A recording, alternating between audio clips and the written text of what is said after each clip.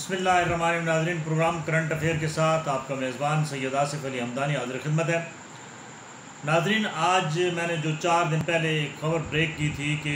پنجاب کے اندر جو وزیر اعلیٰ حمزہ شہباز ہے، جو لاہور ہائی کورٹ ہے، اس کے فیصلے کے مطابق ان کا جو انتخاب ہوا تھا وہ کل عدم قرار دیا جائے گا، اور آج وہی ہوا اور آج تفصیلی فیصلہ آ گیا، اور وزیر اعلیٰ حمزہ شہباز کے انتخاب کو کل عدم قرار دیا گیا ہے، اور حکم جاری کیا گیا ہے کہ 24 گھنٹوں کے اندر پنجاب اسمبلی کا اجلاس بلایا جائے اور نئے قائد ایوان کے لیے دوبارہ ووٹنگ کرائی جائے۔ اب اس فیصلے کی یہ 4-1 سے فیصلہ ہے، یعنی 5 ججز کا فل بینچ تھا اور جس نے یہ فیصلہ 4-1 سے سنایا۔ جو اختلافی نوٹ آیا اس میں ایک جج ہیں، انہوں نے اختلاف کیا کہ انتخاب کے بجائے یہ جو پروسیس کیا گیا ہے اس کے مطابق جو ہے وہ وزیر اعلیٰ حمزہ شہباز کو کام کرنے کی اجازت نہ دی جائے، جبکہ باقی 4 ججز نے اپنی ججمنٹ میں لکھا ہے کہ جو 26 ارکان منحرف ہوئے تھے ان کو نکال دیا جائے اور دوبارہ کاؤنٹنگ کرائی جائے، اور 16 تاریخ والی ہی جو ہے وہ شیڈول کے مطابق کرائی جائے۔ اب اس پہ جو کچھ حلقے ہیں پی ٹی آئی کے، انہوں نے تو اطمینان کا اظہار کیا ہے کہ کورٹ کا ایک اچھا فیصلہ ہے، لیکن جو چیئرمین پی ٹی آئی ہے انہوں نے یہ واضح طور پہ، اور جو سینئر رہنما ہیں پی ٹی آئی کے، انہوں نے کہا ہے کہ یہ فیصلہ جو ہے یہ گول مول ہے اور ہم اس کو چیلنج کریں گے سپریم کورٹ کے اندر کہ یہ کیسے پاسبل ہے کہ ایک شخص جس نے ہارس ٹریڈنگ کر کے وہ بندے خرید کر یا بندوں کو برگلا کر پارٹی سے توڑ کر فلور کراسنگ کر کے اس نے وہ وزیر اعلیٰ بنا، اور اسی کی نگرانی میں ہی دوبارہ الیکشن کرائے جا رہے ہیں وزیر اعلیٰ کے، یہ کسی صورت میں بھی قابل قبول نہیں ہے، اور کل شاید وہ سپریم کورٹ میں اس کو چیلنج بھی کر دیں، کیونکہ کل انتخاب بھی ہونا ہے نئے وزیر اعلیٰ کا کل شام کو 4 بجے، اور اس کے لیے صوبائی اسمبلی پنجاب کا کل اجلاس بھی طلب کر لیا گیا ہے۔ اور یہ بھی پی ٹی آئی کے اراکین کا موقف ہے کہ ہمارے بہت سارے اراکین 6 ارکان صوبائی اسمبلی حج پہ گئے ہوئے ہیں اور 3 جو ہے وہ بیرون ملک دوروں پہ ہیں، یعنی 9 بندے ان کے آلریڈی پہلے شارٹ ہیں۔ تو اس صورتحال میں اور 5 کا بھی نوٹیفیکیشن نہیں ہوا، جو ان کی مخصوص نشستیں تھیں جس کا آرڈر ہو چکا ہے لیکن نوٹیفیکیشن نہیں ہوا، اس کو بھی چیلنج حمزہ شہباز اور نون لیگ نے کیا ہے۔ تو اس پہ کافی پنجاب کے اندر ایک مرتبہ پھر آئینی بحران جو ہے وہ شدت اختیار کرتا نظر آ رہا ہے، اور ایک دفعہ پھر یہ پروسیس ہوگا۔ یہ بہت خطرناک کھیل ہے جو اس ملک کے اندر کھیلا جا رہا ہے جمہوریت کے نام پہ، اور یہ کوئی جمہوریت نہیں ہے کہ ہر 2-3 مہینے بعد بندے کو فارغ کر دیا جائے اور پھر نئے سرے سے سارا پروسیس ہو۔ ناظرین، یہ ہماری بہت بدقسمتی ہے کہ پاکستان کے اندر اس قسم کے حالات و واقعات ماضی میں بھی ہوتے رہے ہیں، لیکن اب یہ روز بروز یہ حالات شدت اختیار کرتے جا رہے ہیں، اور یہ ہماری جو روایات ہیں اس کو بالکل پامال کیا جا رہا ہے، جمہوری روایات کو۔ یہاں پہ پاکستان میں جمہوریت نام کی اس وقت کوئی چیز نہیں ہے، جس کا آج واضح طور پہ جو ہے وہ آج ایک جو ہے وہ بار ایسوسیشن اسلام آباد والوں نے ایک فنکشن کروایا جس میں چیئرمین تحریک انصاف عمران خان کے ساتھ ساتھ جتنے بھی سینئر اینکرز تھے، عمران ریاض صاحب، اس کے بعد اپنا ایاز میر صاحب اور صابر شاکر، اور ان کو بلایا گیا، اور انہوں نے آج ان سے سپیچز بھی کروائی گئی صحافیوں سے، اور انہوں نے تو بڑا کھل کے اسٹیبلشمنٹ کی آج تو انہوں نے اینٹ سے اینٹ بجائی،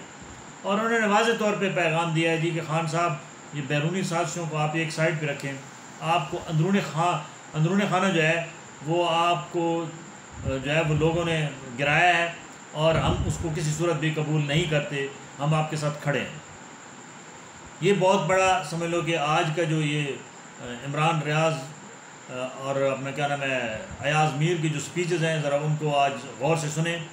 تو آپ کو پتہ چل جائے گا کہ اس وقت جو ہے وہ معاملات کس لیول پہ آ چکے ہیں، اور ہمارے جو اسٹیبلشمنٹ کے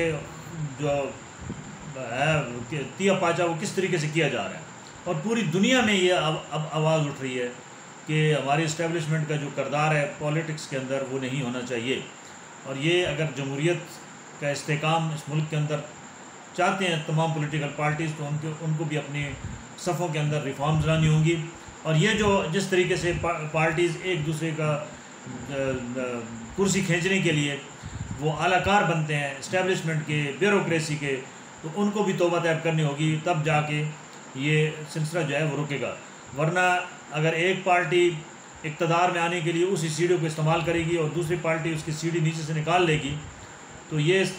کھیل تماشا جو ہے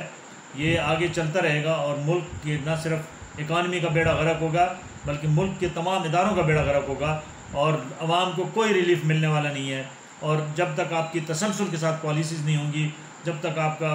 جو ہے وہ تسلسل کے ساتھ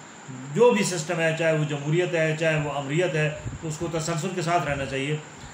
تب جا کے لانگ ٹرم پالیسیز جو ہے وہ کامیاب ہو سکتی ہیں. اب ہماری 22 کروڑ آبادی ہے، غربت کی لکیر کے نیچے جو ہے وہ دن بدن لوگ جا رہے ہیں، اور کروڑوں کے حساب سے بچے اسکول گوئنگ نہیں ہیں، فیسلٹیز تعلیم کی نہیں ہے، صحت کی نہیں ہے، پینے کا صاف پانی 70% آبادی کو میسر ہی نہیں ہے، اور جو حکمران ہیں وہ عیاشیوں میں بدماشیوں میں دن رات مصروف ہیں، اور ان کو اس بات سے کوئی سروکار نہیں ہے کہ پبلک کے اندر کہ اس وقت کیا لوگوں کو مسائل ہیں، بنیادی حقوق ان کے کہاں پہ پامال ہو رہے ہیں، کس طریقے سے ادارے جو ہیں وہ بلڈوز ہر ایک چیز کو کر رہے ہیں. انصاف نام کی چیز نہیں ملتی نہ اداروں میں، نہ آپ کے عدل و انصاف کے اداروں میں، اور وہاں لوگوں کے حقوق پامال اس طریقے سے ہو رہے ہیں جیسے کوئی لنڈے بازار میں چیزیں جو ہیں وہ آپ مرضی سے جو مرضی اٹھا لیں، آپ کو کوئی نہیں پوچھنے والا. یہ بالکل جو ہے ہمارے اداروں کی حالت اس وقت گلی سڑی ہے،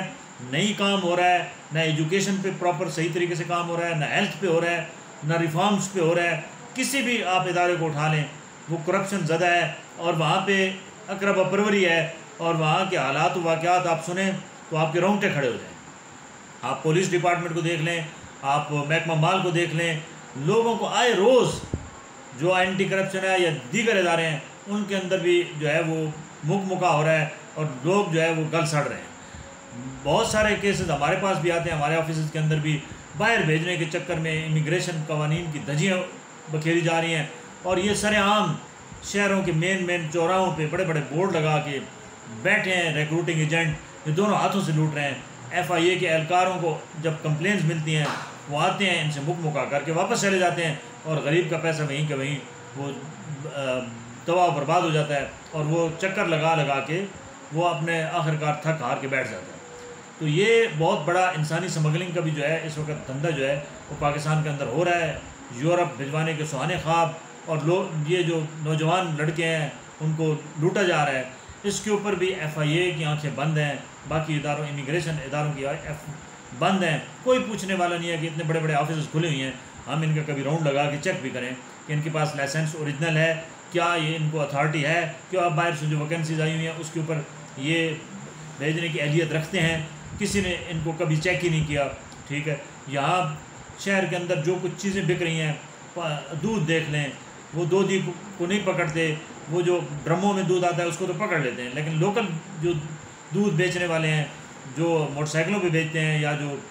دکانوں پہ بیچتے ہیں، ان کو آج تک کسی نے نہیں پوچھا کہ بھائی آپ کیا بیچ رہے ہیں. وہ زہر پلا رہے ہیں. پوری قوم،